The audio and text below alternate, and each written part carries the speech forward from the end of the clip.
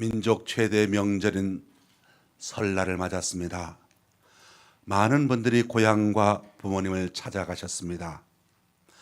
우리 교회 성도님들, 집사님들 가운데 많은 분들도 고향을 찾아가셨고, 그리고 이 예배를 마친 후에 많은 분들이 또 이동하리라고도 생각됩니다. 안전 운전하시고 즐거운 설날 되시기 바랍니다. 힘들고 어려워도 명절은 기쁘고 즐겁습니다. 사람을 만나고 가족을 만나고 부모님을 만나고 친구들을 만날 수 있는 기회가 되기 때문이겠지요. 행복하고 정이 넘치는 설 명절 되시기를 바랍니다. 설 명절 어떻게 보내야 될까 생각해 보다가 오늘 말씀을 생각해 보게 되었습니다. 오늘 말씀 유명한 말씀이지요. 황금률이라, 인생의 황금률이라. 이미 오랜 세월 전부터 그렇게 황금률이라 불려오는 말씀드립니다. 인간답게 살기 위해서, 가치 있게 살기 위해서, 보람 있게 살기 위하여, 행복하게 살기 위하여 어떻게 해야 하느냐? 바로 그 비결, 보람된 인생, 행복한 인생을 살 수 있는 비결을 알려주신 말씀이라 해서 황금률이라고 그렇게 불러왔습니다. 인생을 행복하게, 그리고 보람 있고 가치 있게 살아가는 그 요소가 무엇이 있겠습니까? 오늘 말씀 첫 번째로 원수를 사랑하라, 그렇게 말씀하고 있습니다. 오늘 보면 44절 말씀을 보면 너희 원수를 사랑하며 너희를 박해하는 자를 위하여 기도하라, 그렇게 가르쳐 줍니다. 사실 우리 인생에 살아가는 데 있어서 가장 중요한 것 하나가 바로 인간관계이지요. 내가 다른 사람들과 어떻게 관계를 잘 유지하고 있느냐에 따라서 그 사람의 성공과 실패가 결정되어진다고 하겠습니다. 돈이 있고 지식이 있고 명예가 있고 지위가 있다 할지라도 대인관계가 아름답지 못하면 결국은 그 인생을 불행하게 종결짓게 되는 것을 종종 보게 됩니다. 그러면 인간관계를 어떻게 해야 하느냐? 이 인간관계는 산울림과도 같습니다. 내가 어떻게 하느냐에 따라서 상대방이 나에게 어떻게 대해주느냐가 결정되어지곤 하지요. 내가 남을 대접하면 남이 나를 대접해 줍니다.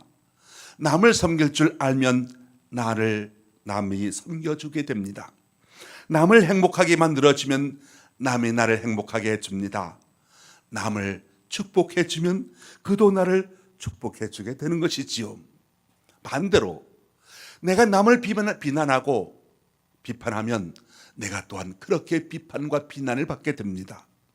남을 정죄하면 내가 정죄함을 받게 됩니다. 남을 미워하면 나도 미움을 받게 됩니다. 그래서 예수님께서는 인생에 살아가는 방법, 그 황금률, 인간관계의 원칙으로서 원수를 사랑하라, 그렇게 말씀하시는 것이지요. 그러면 여기서 말하는 원수는 어떤 사람일까요? 도저히 사랑할 수 없는 사람을 말합니다. 나를 미워하고 나에게 저주하고 나를 모욕하고 내 것을 빼앗고 착취하고 내 생명까지도 위협하는 그런 사람을 원수라고 말할 수 있을 겁니다. 그런데 내 인생을 행복하고 가치 있고 보람 있고 행복하게 살기 위해서는 원수를 사랑하라 말씀하고 있습니다. 그 원수를 사랑하라는 뜻이 무엇이겠습니까? 무엇보다도 보복하지 말라는 뜻입니다. 로마서 12장 19절, 내 사랑하는 자들아 너희가 친히 원수를 갚지 말고 하나님의 진노하심에 맡기라, 기록되었으되 원수 갚는 것이 내게 있으니 내가 갚으리라고 주께서 말씀하시니라 하셨습니다. 내가 보복하려면 그것이 또한 나에게 보복이 되어 돌아온다는 것이지요. 결국 인류 사회는 폭력 사회가 되고 만다는 겁니다. 심판은 내가 하는 것이 아니라 하나님께서 하신다, 그 믿음을 가지라는 것입니다. 모든 심판은 하나님께 맡기고 인간은 나에게 악하게 대하는 사람마저도 선대할 줄 알고 미움과 분노에 대해서도 사랑으로 대할 수 있어야 한다는 말씀입니다. 인간 자신이 심판자가 되려 심판하고 보복하려 한다면 그것은 신앙의 자세가 아니라는 것이지요. 악이 아무리 크다 할지라도 악으로 대하지 않냐고 선으로 대하는 것, 그것이 예수 믿는 사람 그리스도인의 삶의 자세라는 것입니다. 악은 하나님께서 반드시 심판하신다. 악은 하나님께서 반드시 심판하실 날이 온다. 그 확신을 가지고 내가 악을 심판하는 심판자가 아니라 오늘 나에게 악하게 대하는 사람도 나는 선으로 악을 이겨나갈 수 있는 그런 삶이 필요하다는 말씀인 것이지요. 인생을 행복하게 보람있게 살기 위해서는 원수를 사랑하라 하셨는데, 이 원수를 사랑하라 하는 이 말씀은 또한 모든 사람과 화평하라는 말씀이 되기도 합니다. 당시 유대인들은 동족들에 대해서는 이웃이라고 불렀지만 이방 민족을 가리켜서는 원수라고 했습니다. 그래서 원수의 관계는 대적의 관계이지 평화롭게 사는 관계가 아닌 것이지요.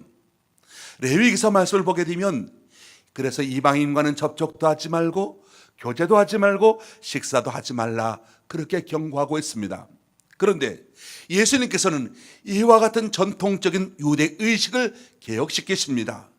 비록 이방인일지라도, 비록 너에게 원수가 되는 사람이라 한다 할지라도 그 사람과 평화롭게 지내라.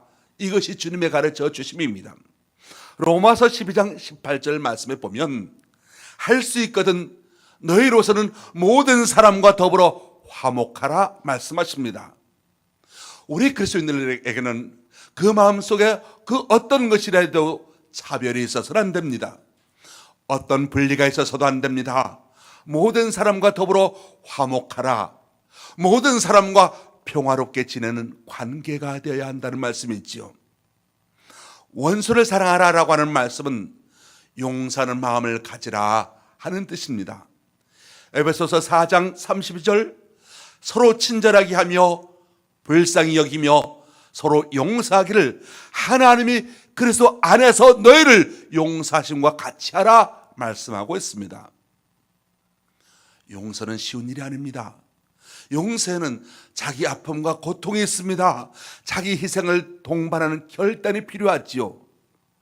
예수님께서는 우리의 죄를 용서해 주시기 위하여 골고다에서 십자가를 지시기까지 하셨습니다.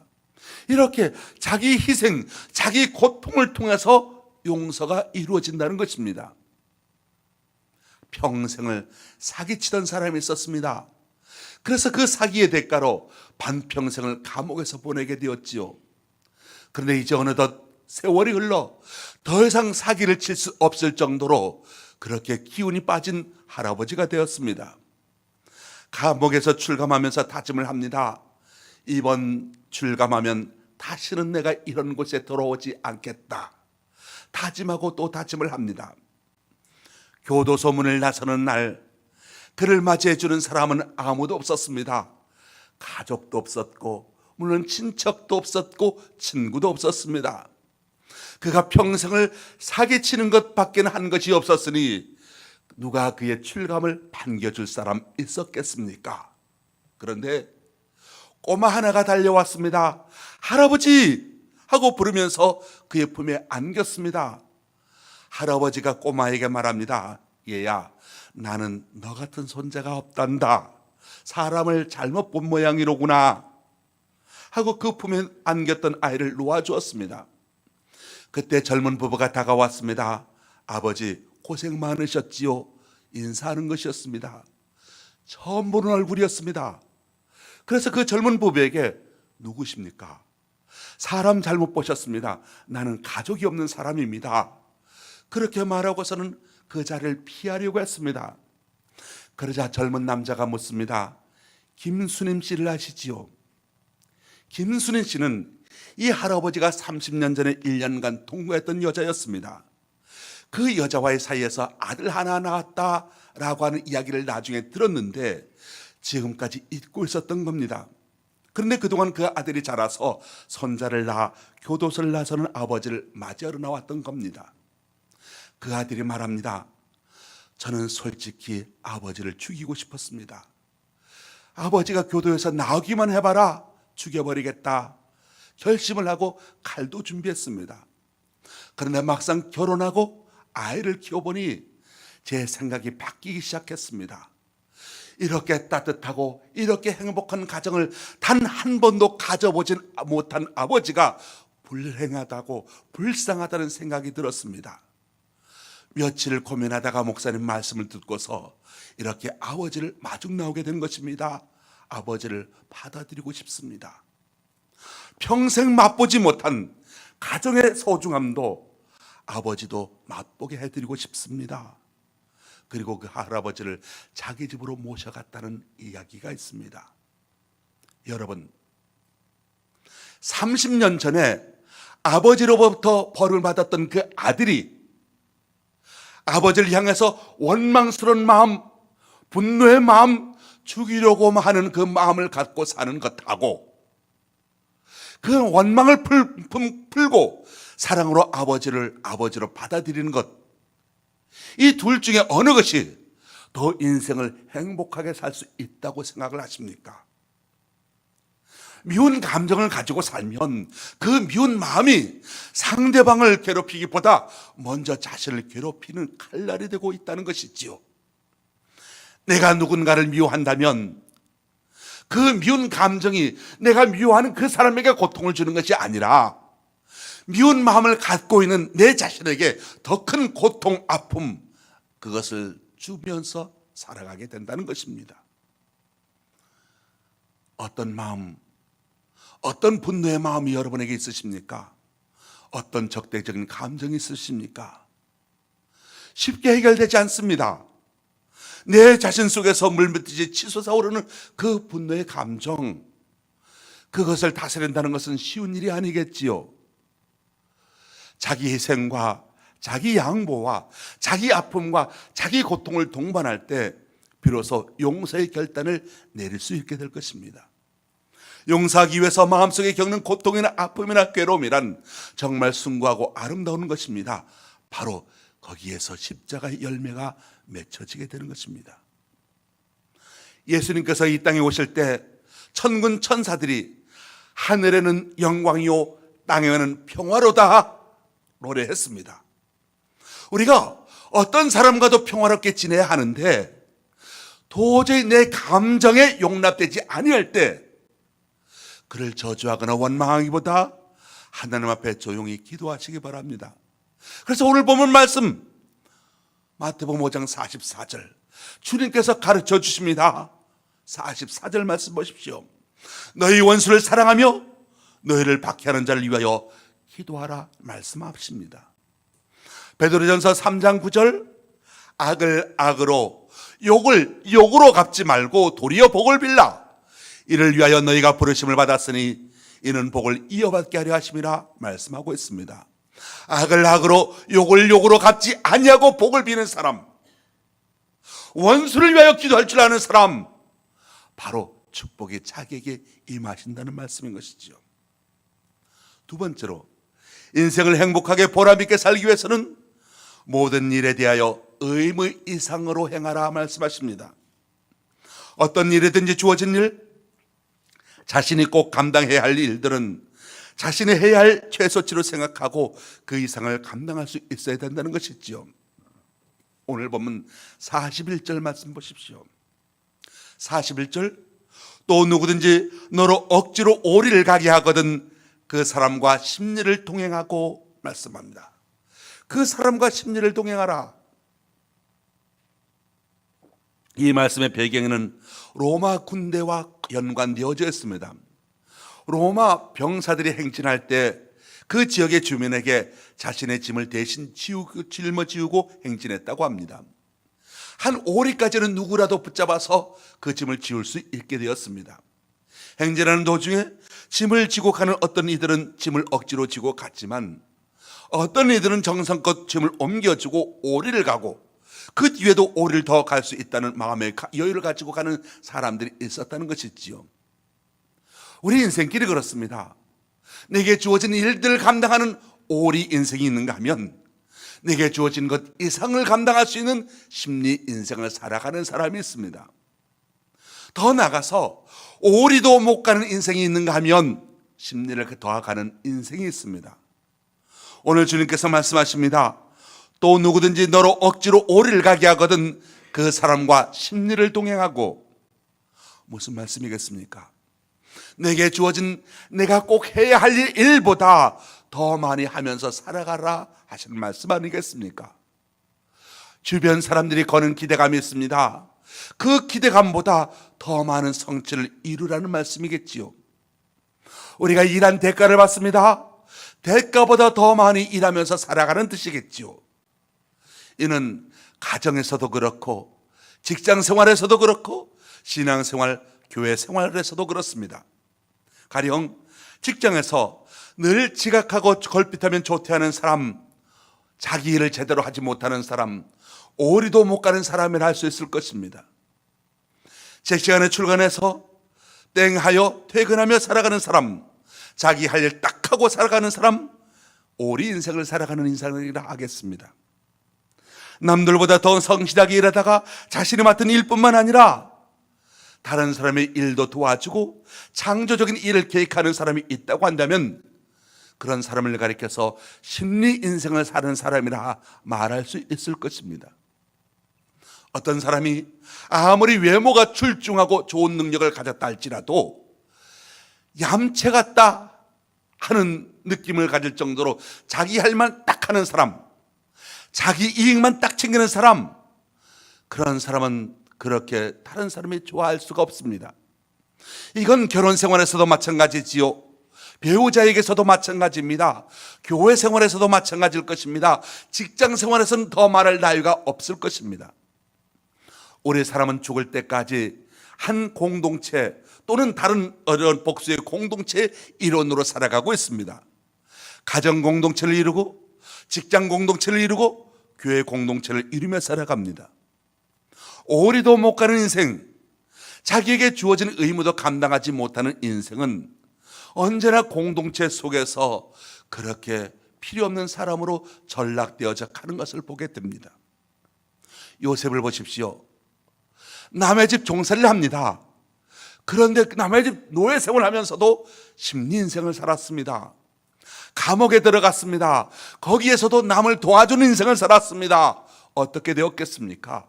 요셉이 심리 인생으로 살았기 때문에 한 장관의 추천으로 인해서 애굽의 총리 대신이 되었던 겁니다. 다윗이라는 소년이 있었습니다. 나라가 한창 전쟁 중이었습니다. 아버지가 전쟁터로 심부름을 보냅니다. 형님들에게 음식을 전해주고 안부를 알아보고 오라 하는 것이 아버지로부터 부여받은 다윗이 할 일이었습니다.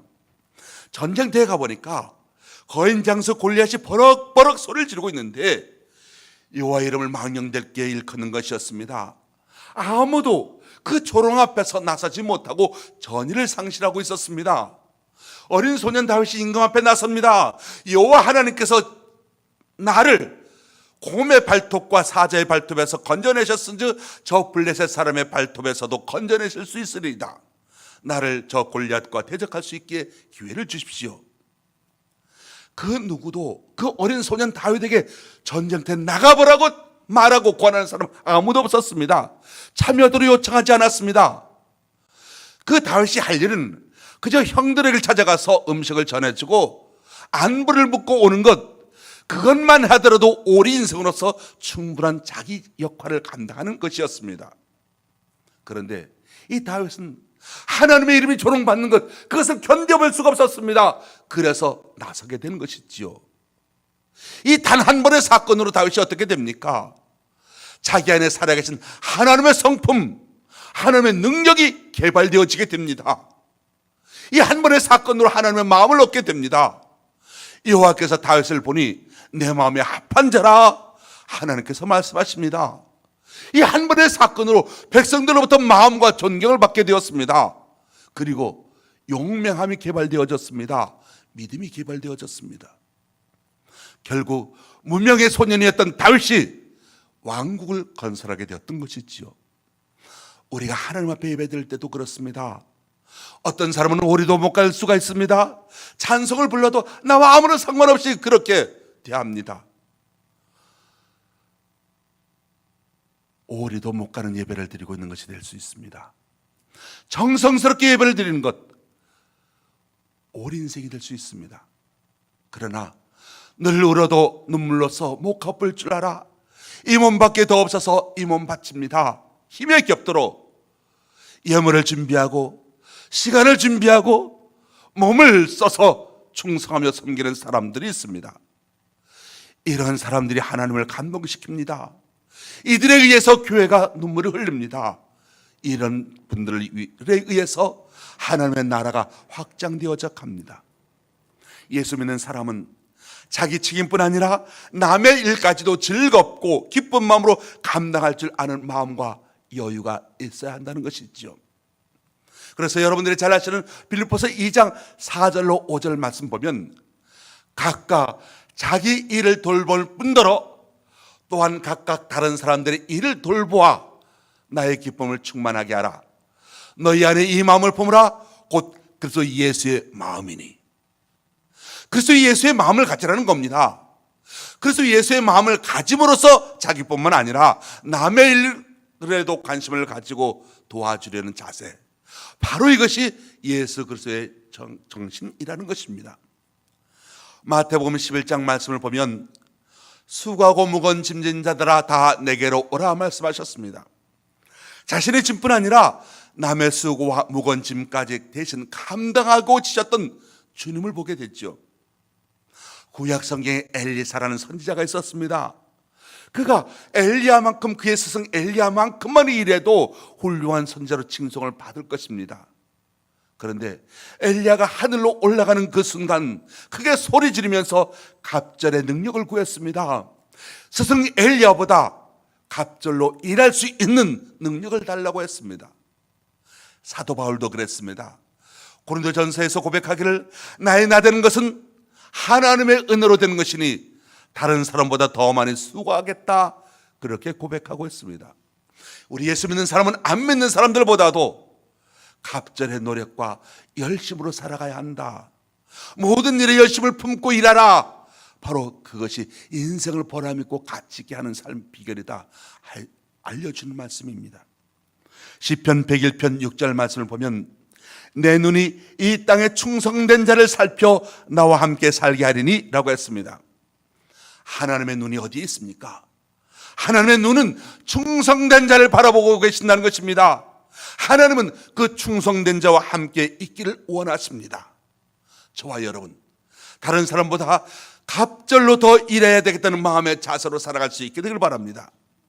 내가 굳이 오리를 가야 할 형편이라면 기쁜 마음으로 심리까지 갈 수 있는 그런 마음의 여유를 가질 수 있게 되길 바랍니다.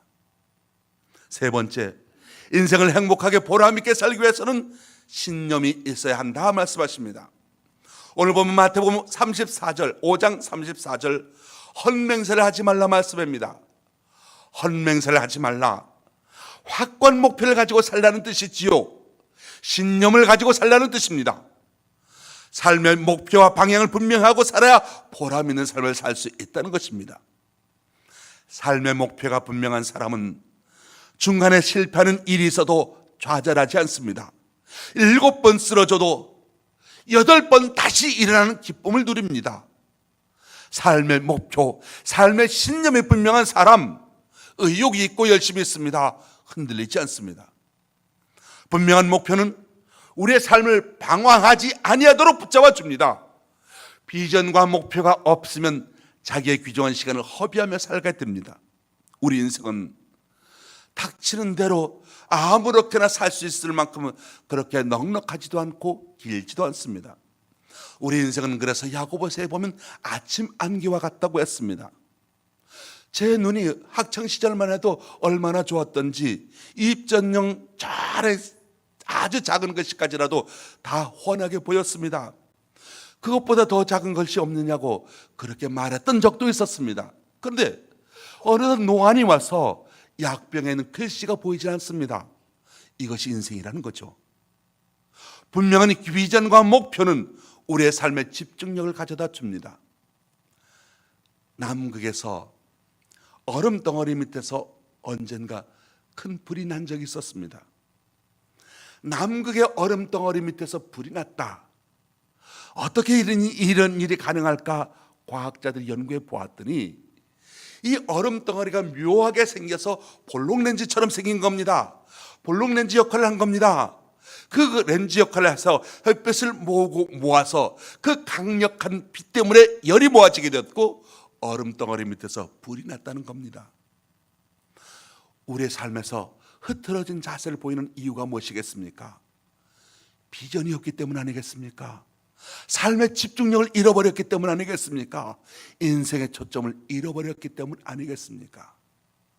빌립보서 2장 13절에서 말씀하시기를 너희 안에서 행하시는 이는 하나님의 신이 자기의 기쁘신 뜻을 위하여 너희에게 소원을 두고 행하게 하시나니, 하나님의 역사가 아무렇게나 이루어지지 않는다는 겁니다. 하나님의 역사가 어떻게 이루어지느냐?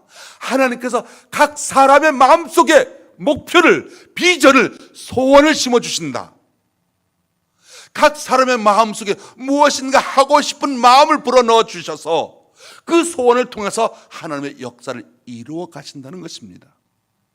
각자의 마음속에 꿈과 목표와 소원, 이런 것을 통해서 하나님께서 역사하시고 하나님의 뜻을 이루어 가신다는 것입니다. 그러니 여러분이 기도하다가 여러분의 마음속에, 여러분의 생각 속에 꿈, 목표, 소원이 생기거든 그것을 헛되게 버리지 않게 되시기 바랍니다. 그 목표, 그 꿈, 그 소원을 통해서 하나님께서 내 삶에서 역사해 가시기 때문에 하루하루 무의미하게 보내지 않게 되시기 바랍니다. 하늘을 나는 비행기, 목표를 향해서 계속해서 달리지 아니하면 추락하고 맙니다. 우리 인생도 비행기와 같습니다. 목표를 향해서 계속해서 달릴 때 발전이 있고 창조가 있고 기여가 있습니다. 지금 무엇을 목표로 하고 살아가고 있으십니까? 신념을 가지고 살아간다는 건 진리에 대한 분별력을 가지고 살아간다는 뜻이지요. 옳고 그름을 명확히 하면서 살아간다는 뜻입니다. 그래서 오늘 보면 37절 말씀 보면 너희 말은 옳다 옳다 아니라 아니라라 말씀합니다. 옳고 그름을 분명하게 하면서 살아가는 말씀입니다. 무엇이 진리고 무엇이 거짓인지, 무엇이 악이고 무엇이 선인지, 무엇이 정의고 무엇이 불의인가 분명하게 하고 살아가는 말씀입니다. 예수님께서도 말씀하셨습니다. 내가 곧 길이요 진리요 생명이니 나로 말미암지 않고는 아버지께로 올 자가 없느니라. 여러분, 어떤 목표를 향하여 다름질할 때 우리 주님께서 마련하신 그 길을 택하게 되시기 바랍니다. 우리 주님께서 제시하신 그 길, 어떤 여러분의 꿈을 이루어가게 되신다 하더라도 그 주님께서 제시한 진리와 함께 걸어가게 되시기 바랍니다. 그리고 예수 그리스도께서 주신 그 생명의 능력과 더불어 살아가게 되시기 바랍니다. 주님께서 우리의 연약함을 도와주시고 주님께서 저와 여러분에게 새로운 능력을 주시고 저희로 하여금 인생을 가치 있게 보람 있게 인간다운 삶, 보람 있는 삶, 그래서 행복과 기쁨을 누리면서 살아갈 수 있는 삶이 되시기를 예수님의 이름으로 축원합니다. 기도하겠습니다. 하나님 아버지, 우리는 알 수 없는 세상을 살았고 때로 억울하게 사는 것 같기도 하고 또 부득이해서 마지못해서 그렇게 살아가는 것 오랫동안 살아왔습니다. 그렇게 여기까지 왔습니다. 하나님 아버지, 이제 원하건대 우리의 남은 생은 하나님 앞에서 그리고 사람 앞에서 가치 있고 의미 있고 보람 있는 삶을 살아가기를 원합니다. 이제 남은 생은 누구와 대적하는 관계로 살아가는 것이 아니라 용서하고 이해하고 관용할 줄 아는 삶을 살게 하여 주옵시고, 어떤 일을 할 때 마지못해 사는 삶이 아니라 자원에서 자발적으로 그리고 행복함을 느끼며 동반자로 살고 서로 돕는 그런 존재로 살아갈 수 있도록, 그래야 우리 모든 성도들의 삶이 아름답고 귀한 보람있게 사는 귀한 생애가 될 수 있도록 주여 이끌어 주옵소서. 예수님의 이름으로 기도합니다. 아멘. 220장 찬송하겠습니다.